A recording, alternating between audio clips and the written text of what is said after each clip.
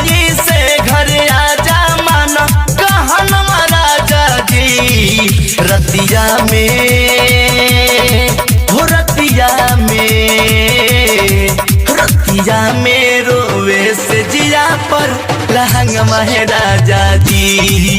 रतिया में रोवे से जिया पर लहंगवा राजा जी। हो अब दुबई से घर आजा माना कहनवा राजा जी। अब दुबई से घर आजा माना कहनवा राजा जी।